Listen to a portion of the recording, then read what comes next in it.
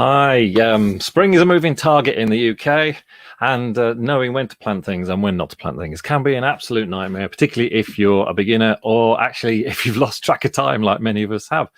So welcome to Ferndale Live. We thought we'd come back on. We've been on for many weeks because we've been so busy, but we're getting so many questions about how have you got this in stock? Can you plant this now? And we really wanted to just share and get some tips across on what you can do and what you can't do.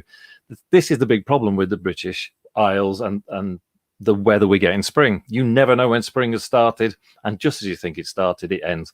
If we lived in southern Germany or the central parts of North America, spring literally comes in like a rocket. You literally go from Arctic conditions straight into a very short spring, and then you're into summer. So it's really hot and almost difficult to grow. The big advantage of the British Isles is that we get these variable weathers, which means we can overwinter plants that we would never be able to do in the middle of Germany or in many parts of North America. However, because we're so dictated by the weather from the coming across the Atlantic and then at the moment coming in from the Arctic, we go from warm to cold and warm to cold and backwards and forwards. And you'll know even on your summer holidays, if you have them in the UK, we can't guarantee hot weather all through the summer. But this is a really critical time for people in gardens at the moment because it's so difficult to actually know when to put things out, particularly if you're new. So, hi, great to have you there, Liz and Kay. The really important part about this is you can ask me questions. I can see them pop up on my screen here. So I am, I'm even on Kay's TV. Wow, thank you, Kay. You might regret that in a while. I might be a bit large for your room, physically, I mean. So, if you've got any questions, put them in your comments box, both on YouTube or on Facebook, and I can answer them. I'm going to particularly talk about the thing about tender plants and the problem with plants at this time of year, and particularly being this far north. For those of you who are not watching in the Sheffield area, we're in the Sheffield area, and the Sheffield area can be very cold. And at the moment, we're experiencing a very cold period. So why am I so worried about this? Because we keep getting questions. Are your tomatoes in? This has been going on since February, by the way, even when it was snowing. Have you got your tomatoes yet? And as soon as the sun comes out, people go, is it tight? Where are your tomatoes? Why haven't you got tomatoes? And you will find them out there. And you will find summer bedding. I was in a supermarket the other day, and they got trays of marigolds with the flowers out in March still. And that's great if you live in Cornwall, but it's not good if you're this far north. So we're going to answer those questions. So Liz asks, and we'll get this going. And this is a good example. Shall I put my sweet peas out this weekend? Well, it partly depends where you've been growing them, which we'll come on to in a little bit, and whether you've hardened them off. So we'll come back to that as well. So that's how that works. You can ask a question. I can put it up on there. So frost is a problem. This last week, we've had some horrendous frosts, really low temperatures. And I've just bought a plant in here, which is fully hardy. But look, the new growth is badly scorched. So this is a Pyrrhus forest flame, very popular plant. And the problem is that many shrubs have these new growths that come out, which that should be bright red, but the frost has caught it. Not a problem, this, you just pinch them off and they will reshoot after the frost has gone, which is great news because the real big advantage of that is that you get a second flush. But when you come to other plants that are like tomatoes, like many herbs, they're not from the UK. Our climate allows us to grow them, but the problem is that they can't be put outside at the moment. So I've just bought some packets in because that's probably the easiest way to show some of these things. So all this little array here are all from other parts of the world. So this, wrong end, getting used to this. Sweet corn comes from North America.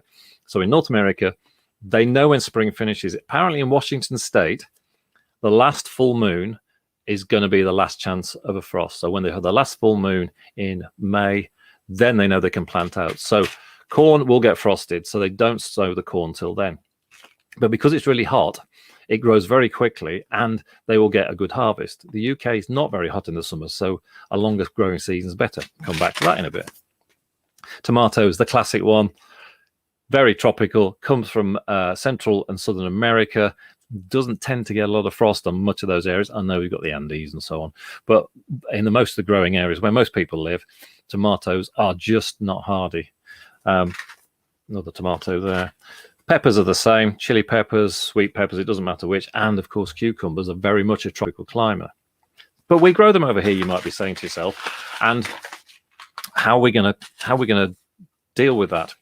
So if you're going to sow, you need to bear in mind from now onwards, we still will be quite cold. We'll get late frost, but there's a pretty good rule of thumb that we've always used in the UK that actually the last frosts tend not to come after the end of May. Now that's a bit of a problem because we have actually experienced a frost here in June before now, but you can't wait forever. So things like bedding plants, geraniums, marigolds, petunias, those sort of things, busy lizzies if they're still around this year, they can actually be put out middle to late May. Now, if you live in Nether Edge, weirdly, or if you live in the centre of Sheffield, it may be that you can put them out fairly soon simply because the temperatures don't get really low there. I don't know why, but Nether Edge has got its own little tropical climate. Mediterranean perhaps might be a better way of putting it. Microclimate is how we'd say it. And so a lot of Nether Edge faces sort of south and southwest because of its angle, so it gets quite warm. So you can put things out a little bit earlier if you're in a really urban environment, really enclosed conditions, or you have to wait until mid-May, even if places like Sainsbury's are selling marigolds at the moment. Oops, let that out, sorry. Tomato plants are a good example to use for a lot of things. So I just want to show you this picture, which, if you bear with me, is the back here.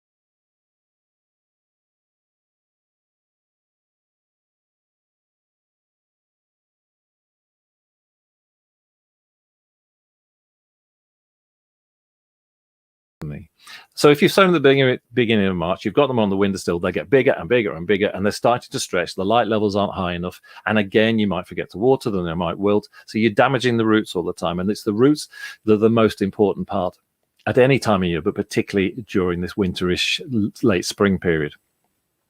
Sowing them mid-April on the windowsill, fine.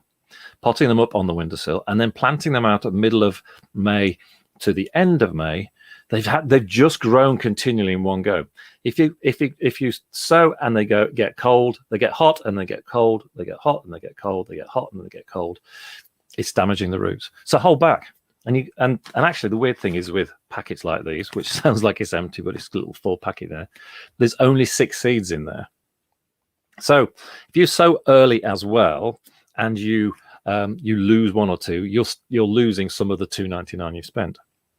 It might actually be better to buy a ready grown plant at the right time for planting, because you don't need, on some of the packets, on things like Moneymaker, you'll end up with about 50 plants. And on the more modern varieties, like this one called Rosella, which is quite an unusual color, there's only 10 seeds in it. 6 in there, that's fantastic if you can germinate them, but germinate them late. So my advice is always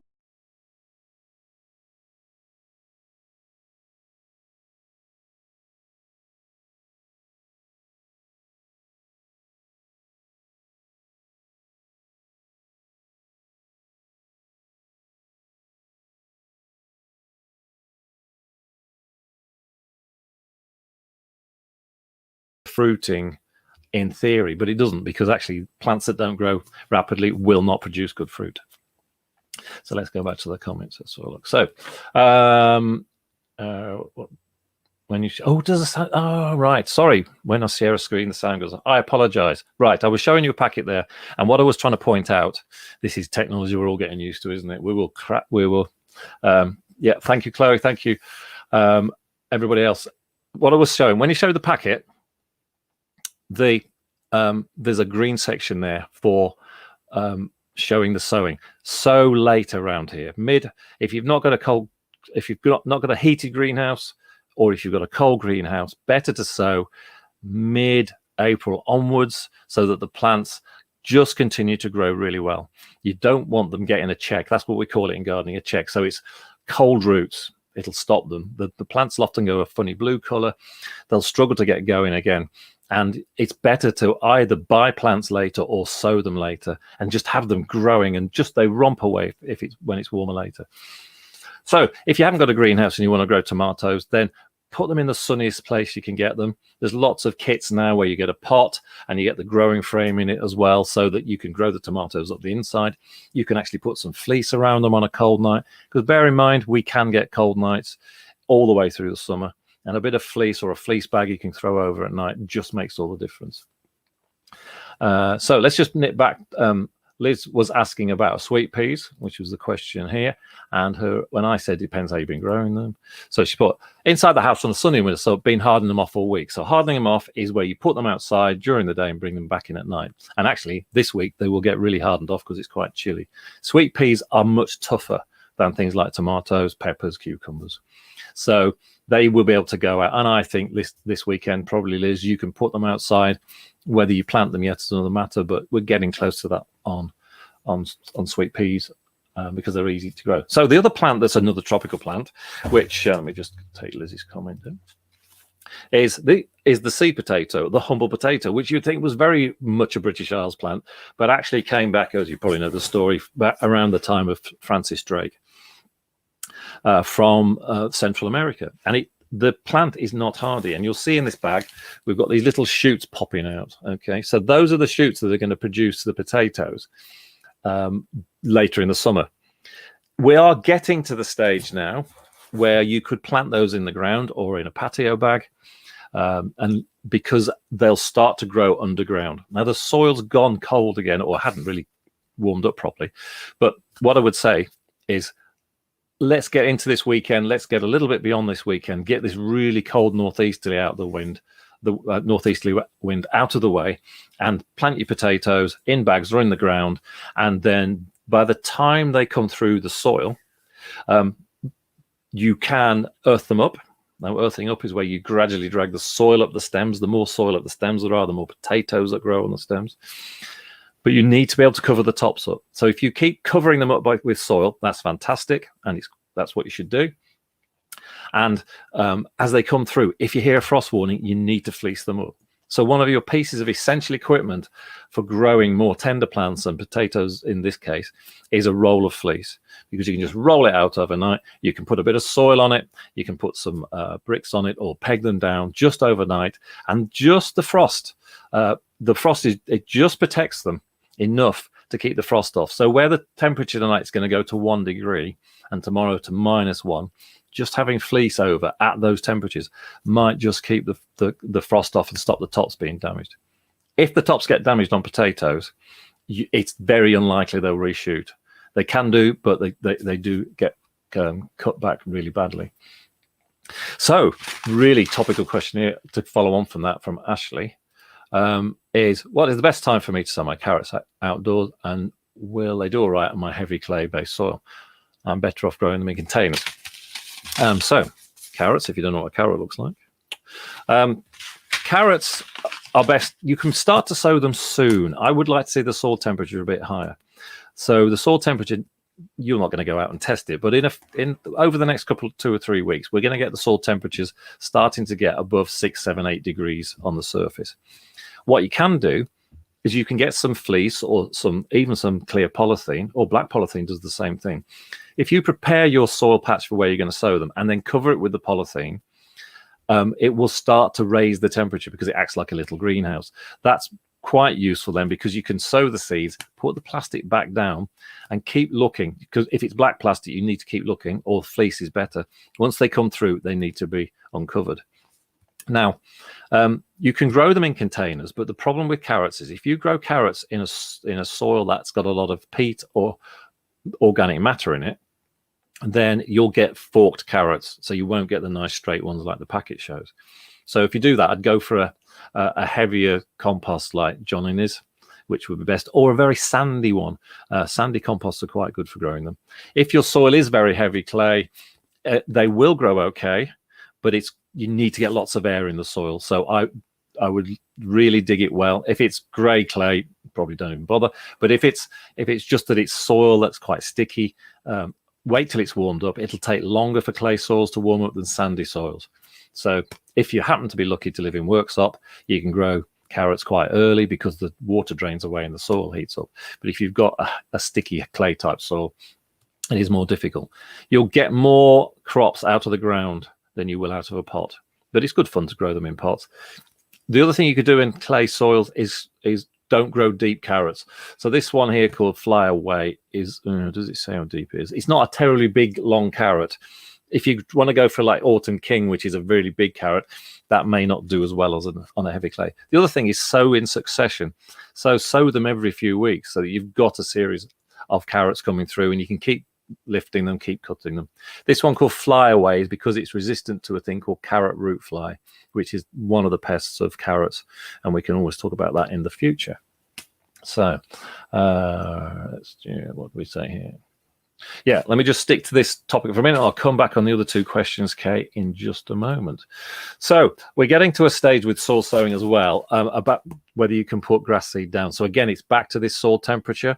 These grass seeds will germinate at about 6 to 7 degrees, but it's better to be about 7, 8, 9, 10 degrees. But we're so close to sowing now. Just want to talk about these new grass seeds because they're very quick to grow. They're short to grow. They're not tall growing. There's less mowing because they're shorter, and they're also really tolerant of dry conditions, and they're also tolerant of shade. So there's a really good mixture in here. So it's a really good family lawn. You're not doing a bowling green. Most homes won't want to do that. It's a really good mixture. So this one called Quick Lawn, great for patching, great for doing new lawns. And the other area that's becoming very popular with sowing is these sort of mixed flower gardens. You perhaps call them wildflowers, but they're not really wild. They might be somewhere in the world, but they're a mixture of hardy annual seeds that you scatter straight in over the next few weeks. Again, 7 or 8, 9 degrees. If we're getting night temperatures on the forecasts of 7 or 8 degrees, that's about the time to start sowing the grass seed, and so on. These are really clever, really quick. You'll see a lot of these being used by councils now to put down verges because they're easy to grow. But they're great in big pots. You can sow them along the bottom of hedges if it's not too dry, and you can just sow them in bare patches long down the side of the drive. Would look fantastic, and they flower all summer, and they've different flowers coming all the way along. Now let me just go a little bit back to sowing things like tomatoes and peppers and so on. We'll pick the peppers. So these sort of containers, which is basically a pot. So this is what used to be called a peat pot, and gets still called that, but they're actually made of like a cardboard material now. You can stick them in a seed tray, individually fill them, and sow the seeds. So if you were doing tomatoes, let's go back. Tomatoes and peppers, I'd probably put 2 seeds in each pot and then take one of them out. And that means that you then make sure that if one fails, you have got 2. You can plant these pots directly, soak them, keep them wet all the way through, and you can plant them directly into the next size pot or into the ground afterwards. When it comes to things like cabbages, again, those or the segment trays are really good. Same with sprouts, which you might be doing. But beetroots is a bit odd. Beetroots are probably best, like carrots, sown straight outside. When you sow a beetroot seed, you can hear they're quite big. Each little capsule, as it's called, has got 4 seeds in it. So you will get a clump of 4 coming up. Now you can thin them out or leave them to grow, because they grow near the surface. They'll just form a fat group of them. So Chloe says she loves the wildflower. They're brilliant. They're great for bees. Absolutely very important at the moment. So let me just check I haven't missed anything. No. Oh, the other thing you can do is, this is a kit to make little pots out of newspapers, but anything like a thick pole like that, or a big fat broom handle, you can wrap the newspapers around, see there, and you can form these little disposable but instantly planted pots of your own. Very environmentally friendly. Use up all your newspapers if you still have a newspaper, which is probably a valid point. Let's have a quick look. I've got a list to make sure I don't forget anything. Right, let's go to Kay's question. I've cut my orchid down once and got it to reflower. The flowers have died again, so have to cut it down to again. I'm a bit worried as a leaf dropped off. It doesn't look so good. Most of the roots look white, almost opaque. What have I done wrong? When the leaves on orchids, particularly on the moth orchid, the Phalaenopsis, changes to a funny color and falls off, it's often a sign either, and two together, cold and overwatering. So if it's been too wet, then it's going to be a bit of a tricky one for you. So it's an awkward thing with orchids, because you will hear me say, and I'm going to say it now, you must not let them dry out. But at the same time, they mustn't be stood in water. So if they're stood in water, then that's when the roots can rot. The opaque roots you can see are the aerial roots. In their natural environment, in tropical rainforest, the roots that are in the pot are the ones that grip onto the tree, and the plant absorbs the moisture out of the atmosphere using those aerial roots. So you'll often find you'll get more of those in the summer than you will in the winter, because actually our air is more humid in the summer. In the winter, we turn the central heating on and it dries the atmosphere out. So, okay, just leave it a little bit longer. It's 50-50 probably whether it's going to come through.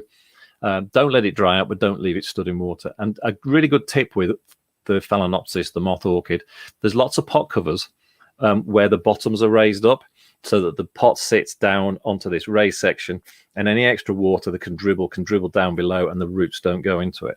And every now and again, just check that the pot cover's not got water in it. When you come to water them, stand them in water up to the top of the pot. Don't push it underneath, because all the bark will float out. But stand it in there so it's thoroughly wet. Put it on the draining board. When it's stopped draining through, put it back in its pot cover. I hope that helps. And Kay has another question here. Here we go. We didn't get around to taking our dahlias up for the winter. Will they be any good after this winter? It's a very good question, and you'll have to wait and see. I think they may have gone. We had that period. It's not the frost, one-off frost like we've just been having. It's that period when every night it gets colder and colder, and the frost gets deeper and deeper into the soil. That's what kills dahlias. So you can wait and see, or you can have a poke around if you remember that. If you put your finger in and it's all a bit squidgy and horrible and slimy, then they've gone. Don't leave it too long if you need to replace dahlia tubers, because they are now coming to the end of their sale season. But in a few weeks' time, in May, they'll be available again in pots, so you can replace them that way. Excuse me while I have a quick drink. All right. Ashley says, thank you for the much information. I'm unsure whether clay would cause a problem.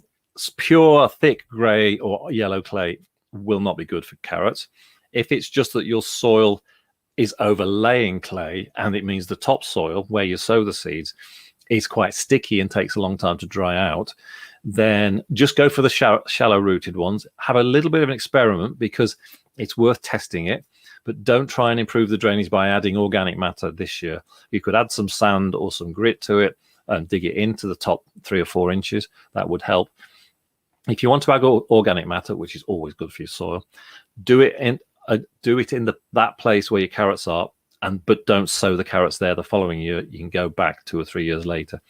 Depends how big your garden is and whether you've got a vegetable plot or not. So, hope that is that a bit clearer. Tell me if it's not. So we've just taken on board this product here, which I keep getting one of our staff badgering me about, and we've been talking to Natural Grower for a while. It's a completely organic natural fertilizer that you'll see on Instagram a lot. There are a lot big fans of it out there. So that's literally coming this week. So if you want to completely grow organic, and we've started a section of products that are a mixture of organic or no man-made chemicals, or recycled materials and so on. So that makes everybody, and we've put it all together, it makes it easier for you to choose those the more friendly items. But having said that, more and more, all the suppliers are taking out all the nasties. Some of it's being forced upon them, some of it they're just doing naturally because they recognize it's time to change. So I was going to mention something else. Yeah, if you've got daffodils in the garden, it's a good time to be feeding them, because as they finish, you want to be building the flower up for next year. The easiest gardening of the whole 12 months of gardening is bulb growing, flower bulb growing, because everything's, when you buy a bulb in the autumn, everything's in there, flower and all. But if you've got bulbs in the garden and you've got the green tops on and the flowers are going over, if you don't feed them now and over the next few weeks, you won't get flowers next year. So on daffodils, take the heads off, snip them off, pull them off, leave all the green growth, including the flower stem, because that will do a lot of good as well. Do not tie them in knots like you used to see people do a lot. Some people still do it. That stops them taking the energy. Just think of leaves like a solar panel. So they were the original solar panel, and we've had to mimic them to put them on our roofs. But leaves are a solar panel. They take the energy from the light and they turn it into starch and stick it into the bulb in this case. So leave the leaves alone. On daffodils, 6 weeks, you can chop them down, or just leave them a bit longer and they'll die off on their own. But if you don't feed them now, you won't get the best results. So we're coming up to half an hour. I don't want to sort of keep you, because I'm sure, I was going to say, you're sure you've got lots of places to go, but of course you can't yet. Just to let you know, there's major problems going on in the industry at the moment. Some of it caused by the new regulations that we have to conform with by not being in Europe anymore. And this is putting a lot of pressure on deliveries coming in. We've had a problem this last week, although the deliveries arrived today, of getting houseplants out of Holland. The reason houseplants come from Holland is that the Dutch have been growing houseplants for a long time, and our industry stopped growing them about 25 years ago. It's time. We're badgering government as an industry at the moment to try and support horticulture back in the UK. Not getting very far, but you can help that as well. So there's some issues on that, but the biggest issue is you've all gone mad. That gardening has become so popular that you've all discovered your gardens and your windowsills and your balconies and so on last year, that this spring is about to face a bit of a shortage of some plants, because what's selling now was grown last year. And bear in mind, nurseries actually closed down like everybody else for quite a long period, and some plants never got going again. But most of it is the fact that the research says that there's 3 million new gardeners since lockdown last year, which is a lot of people. So everyone started a month earlier. We don't know why, but everybody has. And so if you can't find the exact varieties you're looking for, or there's some things that don't seem to be around, ask, because we may know what's coming. Some things we know we won't get, but there's loads of other things to choose. So again, this year, if you don't find what you normally buy, try something else. It's a great year to experiment, because you'll find some really good other things.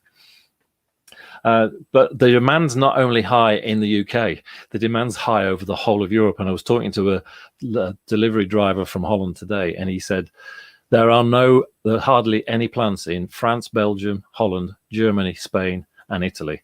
And Spain and Italy and Holland and Belgium are the main growing areas for the ornamental plants in the UK. One of the other problems is an issue is that there is a shortage of staff on nurseries in the UK to get the plants off the nursery onto lorries. So if anybody thinks they'd like a job, which is hard work, out in all weathers, but lots of fresh air, and want to change a career, then get into some of the growing areas: Spalding, Lincolnshire, West Midlands, South West Midlands, Worcestershire. Lots of really good nurseries there, and it is a great career, except it's hard work and it's not terribly well paid for most people. So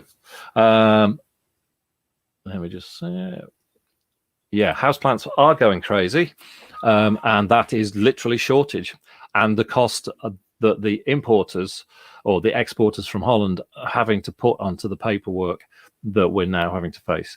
So it's just one of those things. The plants are coming through, but they are more expensive. Plants were quite expensive over the last 7 or 8 years. The euro to pound rate's been quite high. That's now dropped, but the prices of plants have gone up. But it's all relative, isn't it? Because if a house plant's £1 more than it was a year ago, well, it doesn't take long to go to the shops and spend £1. It's a bar of chocolates £1. So look at the massive benefits we get out of plants. Loads of you will be able to actually tell me how plants and growing and gardening got you through last year and is still getting you through this year. So it's a really good investment in plants. So don't look at plants as being expensive. Look at them being life-saving. Oh, it's a bit dramatic, but anyway. And yeah, fruit trees. There is a shortage of fruit trees. There's a shortage of ornamental trees because people planted more trees than ever last year when they discovered their gardens, and we've got trees. There's no cherry trees around, which has been a problem now for quite some months. Bear in mind that if you're a tree grower, if you get a tree to the size that we can sell it at, that's 3 or 4 years of work. So it will knock on for a few years. And the biggest shortage of plants in the UK, and in fact the world apparently, is roses. Roses, which were declining in popularity, went mad again last year. We're okay with roses at the moment, but we know that it's a finite supply. So yeah, we've got fruit trees, so get them now. It's the last weekend really I'd recommend for putting things like raspberries in, because they're bare root basically. So that's coming to that season. Eleanor says hopefully we'll encourage more UK growers into houseplants. Absolutely. Unfortunately, because we've neglected as in this country our horticultural industry, the greenhouse stock in the UK is in pretty poor condition unless it's for edible crops. There are some very successful tulip growers that use greenhouses, but if you wanted to start in this industry at the moment, you'd need a few million to get going. On the continent in the past and over the last 40 years, countries like Holland subsidized their growers with really good benefits for putting new greenhouses up, very low interest rates and so on and so on. They got caught out because it was not actually allowed under the EU regulations, but that's possible now. And so talk to your local MPs, because horticulture is a fantastic job. It's very rewarding. It's very hard work. But if you wanted to start getting into growing houseplants, specialize in one thing. That's what the Dutch have done. One grower will only grow one thing and then ship it on to somebody else to distribute it. So challenge to you out there, especially you younger people. We need more young people in horticulture. Yeah, I want to see. I just think, I wish this had happened 20 years ago. So that's pretty much me done. I don't think I've got anything stashed around me that I need to show you. One last thing. I talk about high potash foods quite regularly, and on the radio, which I'm not on this Sunday because there's something major happened, and that program is being dedicated to Prince Philip. But you'll hear me, if you hear me on Radio Sheffield, you'll hear me talk about high potash foods, and I've got this little mantra: rose food in June. So if you put rose food on fruit trees particularly, and rhododendrons and camellias and spring flowering trees in June, they will produce more flowers.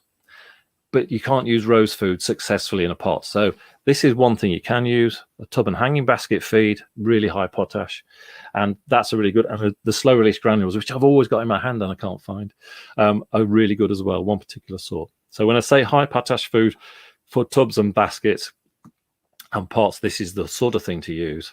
So that's it for this week. We'll come back fairly soon next time, because I want to be able to talk about topical things that are coming up, and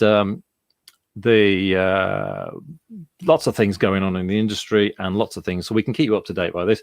Bit of update, if you like, our coffee shop. We're not opening that until end of May. We just can't make it work. We've not got an outside area. So yeah, it's a bit of a tricky one. Now, Elena just adds this point here, which is an interesting one, and I think this is because I don't know whether this is repotting your young plants, Elena, but April is a good time to repot houseplants in general. If you do it too early, you're going to have a problem like Faye was having earlier with her orchid, because the compost stays wet and cold. From now on, because the days are getting longer, you'll get a thermal gain inside the house through the windows, so the house stays warmer longer and often doesn't cool down as much at night. And when you're repotting, the compost is warmer. Now, a really good tip, going back to the sowing in pots for repotting houseplants, if you're using a compost, that's been stored outside or is in a cold environment, which often a lot of garden centres and DIY stores are, warm it up for 24 hours. Now, I'm not saying put it in the microwave. Just bring it into the house for 24 hours, perhaps just the amount you need. Have it somewhere where it can get to the same temperature as the room before you repot. If you repot or sow into cold compost, the seeds and or the roots will get damaged. So just make sure that's just such a simple thing to do. You just have to remember to do it 24 hours in advance. So thank you very much for joining me. You can come, if you can't remember what I said, you can come back and watch it. This will ping back up on Facebook and you can re-watch it, and it will be on YouTube as well. So great to have you with me. You feel free to put comments afterwards. If there's topics you would like to know more about, you can put those in the comments box as well, and we can pick those up and do one-off issues on that, so let's call it, or programs. But we will try and always do the most topical things for this time of year, or the time of year we're in, so that you're getting the best out of your garden and you're growing. So thanks for being there, and we'll be back soon. Thanks. Bye.